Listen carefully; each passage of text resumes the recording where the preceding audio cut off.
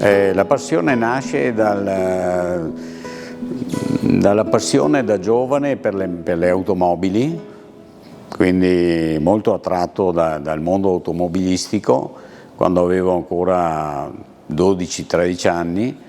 Poi mio padre ha sempre fatto il carrozziere, ha lavorato su delle aziende dove trasformavano dei veicoli, dove costruivano anche autobus. A 17 anni ho incominciato a guardare più in profondità questo mondo, accompagnato da lui chiaramente, e poi a 20 anni, 21 anni, terminati gli studi, ho incoraggiato mio padre ad aprire un'attività di carrozzeria, pur non sapendo nulla di carrozzeria io.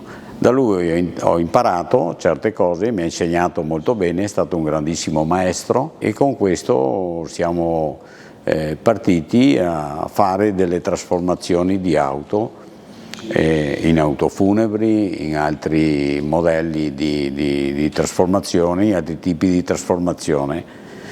Via via mi sono sempre più appassionato e mi è entrato nel cuore questo lavoro, no? Che adesso non riesco più a mollare, capisci? Per cui abbiamo progredito, e sempre con l'insegnamento paterno di star sempre coi piedi ben ancorati al terreno, abbiamo fatto dei passi soddisfacenti anche per quel che riguarda l'evoluzione, diciamo, del nostro tipo di lavoro. La materia prima è questo tessuto preimpregnato che viene tenuto su un frigorifero a meno 17 gradi, messo in questo telaio dove viene tagliato sulle varie sagome e le varie forme per essere poi stampato. Il tessuto viene messo sull'autoclave sottovuoto a una temperatura di 140 gradi circa per un certo periodo, per uno step di cottura. Questo è il prodotto finito.